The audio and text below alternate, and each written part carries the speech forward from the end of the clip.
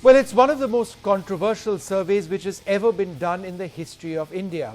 A survey which has tried to determine the number of people in Assam who are apparently illegal immigrants. And the numbers are truly staggering. 40 lakh individuals, the survey says, are illegal in terms of having entered India illegally. The big question is this: be that as it may, and of course there is a lengthy process through which people can appeal them not being in the list which identifies you as an Indian citizen, be that all as it may, the question really is this: what happens next to the lakhs of people who have always seen India to be their home? Where do they go? Who is to decide that? Do we throw them out of our country, or are they going to be here? And if they're going to be here, are they going to be in detention centers? Is this not a legal quagmire? And is this something the government has really thought about? Earlier on today, I spoke to Pratik Hajela, the man at the center of the National Register for Citizens. He set it up. It's a 1,200 crore venture. Here's what he said. Mr. Hajela, 4 million, that's an incredibly large number, are not on the list. What happens to these people now? Where do they go? You see, firstly, that they have a right to reapply. Those people who have not found their names in the list that we have published today, it's a draft. It's not final NRC. Let me make that very clear. So all these people who have got left out, they have their legal right to reapply, which is technically called a claim. The claim form is very similar to the application form. They can apply with fresh documents, they can apply with a mix of fresh and old documents, and they can reapply with the same old documents again. And again, we'll give them all opportunity to prove their credentials for inclusion in NRC, to prove their citizenship, and due diligence will be carried out because it's a very legal process. And only after disposal of the claims that we get from these people will we publish the final NRC. Mr. Hajela, the real concern, I think, is more than just the procedure itself. The real concern is that the eventual steps in all of this haven't been thought through, assuming that people, provide some evidence and more people end up becoming, they end up proving their Indian citizenship. What happens to the lakhs of others who are unable to do that? Do we throw them out of the country? Do they go back to Bangladesh? Has Bangladesh agreed to accept them? They've been here all their lives, so where do they go now? No, that is an answer. That is a question which I won't be able to answer. My beat is basically up till completion of NRC. That is a task which the Honorable Supreme Court has given to me to carry out the task of updating of the NRC as per the statutory provisions. Our process is still not over. This is a draft. After this, we'll take claims and objections of the public. We'll dispose them off after due diligence, and then we'll publish the final NRC. People who are not satisfied with our findings in final NRC also have a right to appeal against the NRC authorities to the foreigners tribunals. No, but sir, the procedures themselves may not necessarily be all that easy. What about people who don't have identification and are valid Indian citizens? What happens to them? No, it's like this. It's not merely documentation. We are engaging with the person and giving them all opportunity to produce other types of evidence. For example, if a father appears and says that this lady is my daughter, then we are accepting that. If all the blood relatives come together and say that we are descendants of the ancestor and this person is our sister or is our brother, then we are accepting that also in the absence of documents. You see, one thing that we need to realize why I'm talking about this particular aspect about father-daughter relationship or between siblings is that the crux of the entire exercise is about descendants. We are determining a list of persons based on those persons who were residing in India at any point of time up till 24th March 1971. Such persons who would be having documents in their own name till 1971 would of course be less. So primarily we are dealing with people who are descendants. And in order to prove this descendants, that is the reason why I said that we are taking oral evidence of blood relatives also. It's not merely a document-based exercise. But what about court affidavits, village head certificates, birth certificates with delayed registration? These are not apparently being considered legally admissible. Why has this process then been made more difficult? No, see, we have not said that, well, we are rejecting these persons. One thing that we need to understand is that a village headman does not have any authority to issue such certificates.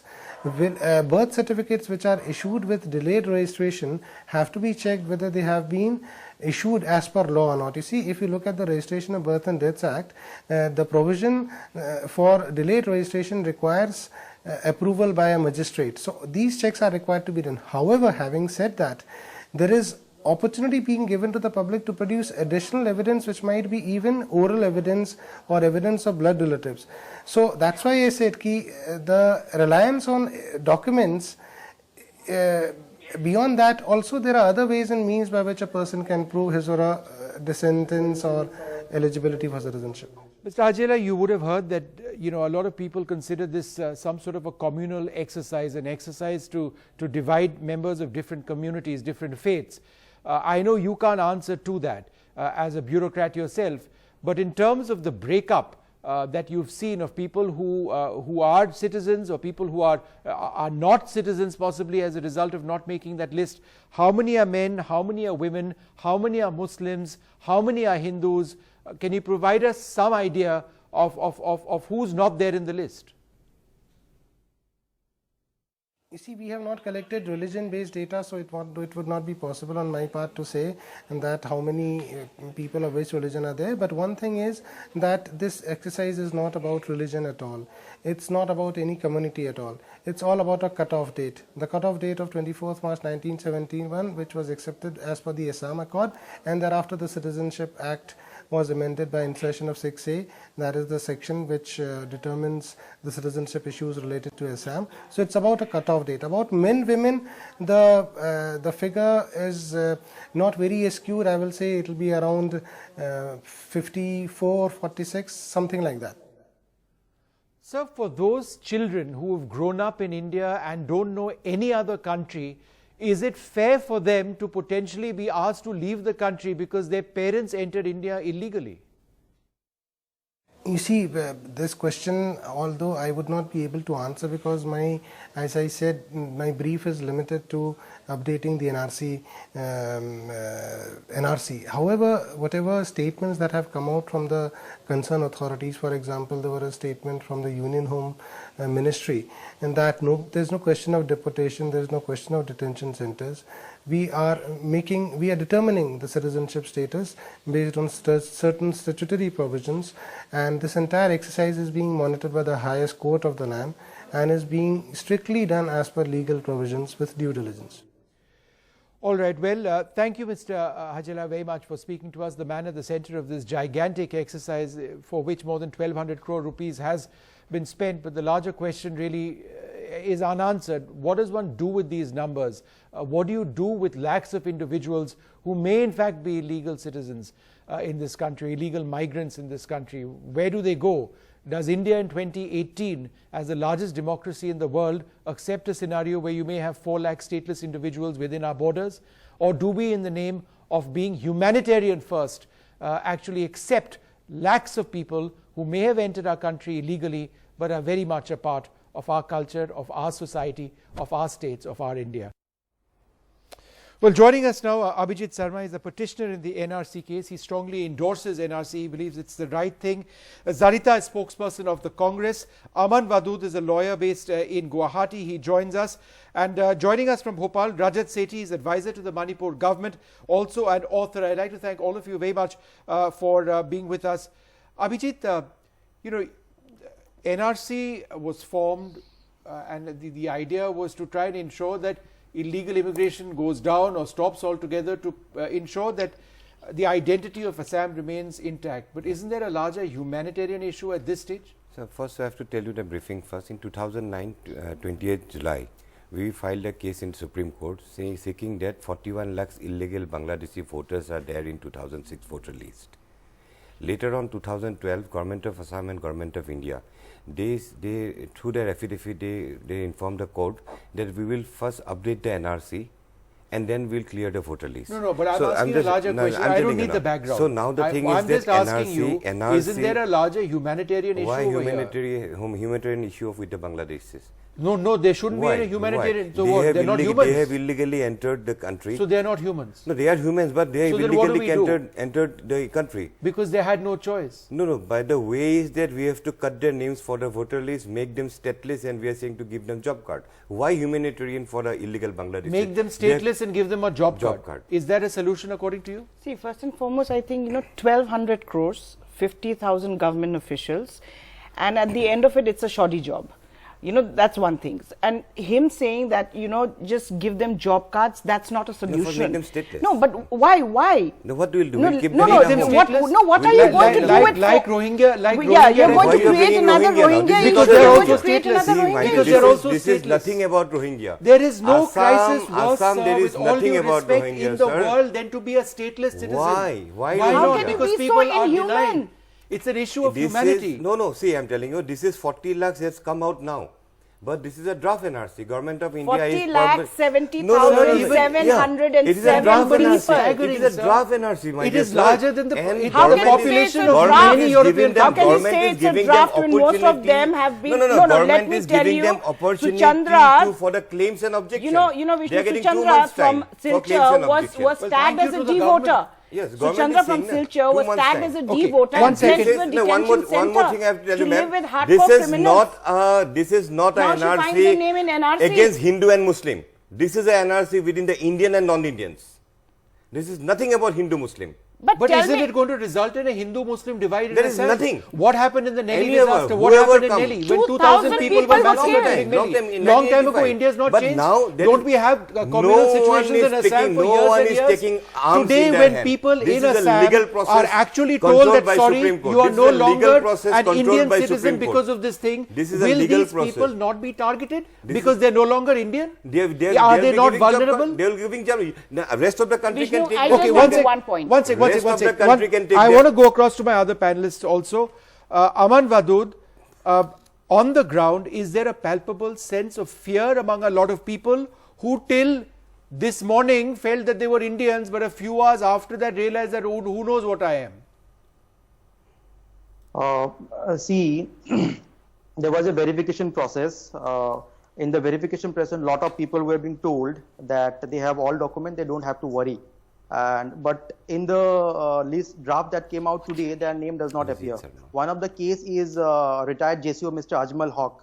So he also complains that he have been told by the authority that he have all required document and there is no problem. His mother name is there, his elder brother name is there, but his name is not there. Yes. Now 40 lakhs people are not included in the draft NRC. When the final NRC come, I'm pretty much sure that number will come to reduce to a very lesser number. So saying that there were 41 lakhs D-voter, I think this draft NRC proves that that contention was wrong, and the final NRC will also break that myth of illegal immigration problem in Assam, because the numbers will be very less. How can you say that, sir? I'm just curious to understand on what basis. Obviously, the numbers will go down. I mean, it's natural. Yes. But to what extent will it go down? Because lot of my relatives are not in the list. Some, a part of the family is in the list. The rest of the family is not there in the list. Okay. For parents are there in the list. Children are not in the list. Husband is there in the list. Wife is not there in the list. Half of the sibling is in the list, and half of the sibling is not there in the list. So it is quite obvious that those people who have been left out will be included. Well, you raise a lot of questions about what this 1,200 crore exercise has actually done. If you've got families which are divided, some are legal and some are illegal. It's a human error. It's a human error. That means it's the fault of the government that is implementing it is a human error. And government is giving them opportunity for the claims and well, objections. thank you to Just the 1 government. month. Just Okay, 1 otherwise, month. what would we have? A separation of families? No. Why Sorry, separation the son, of family? the father is illegal, the son Yes, is legal, no doubt. or something like that. One can go away, one can stay. in my NRC, the first draft, my daughter's name was not there, but now this time it came. Right. Well, Vishnu, just in the one second point I I wanted one to sec, make. one sec. I know you want to say something Yeah. because I have to go to Rajat as well. Rajat, I think I don't know if you agree with me necessarily, but the issue over here is that this has not been thought out. Assuming for a moment you have even 1,000 people who are illegal citizens in this country, what are you going to do with that 1,000? Or even if there is one citizen who is illegal in Assam, what are you going to do with that person? You're going to throw them out. Bangladesh is going to accept them. Has there been any dialogue or discourse saying that they would need to go away? So then what is the ultimate goal here? You've stigmatized a group of people. You can't do better than that. Please, let me see. First of all, you mentioned that this is an ill thought out process. Let me tell you, 3 decades of brainstorming has gone into this process to make it reasonable from every single count. You just heard the Principal Secretary Home telling you that even verbal assurances has allowed people to get their names on the NRC register. So please, it's not a simple exercise that you don't have a set of documents and your name would be struck off and all of a sudden one good day you'll get up and you'll no longer be the citizen of this country. Repeatedly it has been told, it's a long and a tedious process. This is just a step 2 in this long process. This is going to continue. It is going to go to the next round of claims and objections. Thereafter, it will go down to the foreign tribunals. And even if their grievances are not met there, it will go to High Court, it will go to the Supreme Court. And it's only then you will be established as whether you are a citizen or you are an illegal migrant. Number one. Number two, nobody is saying that you will be deported completely or thrown out in the sea as it has been made by you repeatedly by the choice of words. Please let us all be responsible and not be careless with the usage of words. It is a sensitive issue. People will begin rioting in no matter of time if we use such kind of words. Please understand, it's a very important thing. The government of India realizes that we are bound by the international covenants for human rights and all, and we will have the humane approach dealing with people who are finally identified. Number one. Number two is that there is a whole host of solutions. Whole spectrum of solutions actually, and deportation is only one extreme level of solution. Even European countries and the US also have explored various things. Disenfranchisement or limited disenfranchisement could be one possible way. The other possible way is possibly giving them work permits so that they can legally work here and at least be in consistence with the constitution of this country. So we have to explore and be creative as to how to humanely handle this situation, which was a political doing, just to cultivate vote banks by one specific party. But doesn't that political process continue now? I think that really is the issue. Yes, this is something that is being civil societies are being regularly monitored by the Supreme Court, but in an election year, if you've got something that almost certainly divides people on religious lines. Sir, this is a too sensitive a matter for cheap level politics, sir. This is not associated with any sensitive issue. Election. No, absolutely That's not, why we are sir. discussing it's a it. Supreme Court monitored issue. But one minute. Are you accusing the Being a Supreme Court monitored issue doesn't mean that it's not sensitive. It is absolutely 100% sensitive.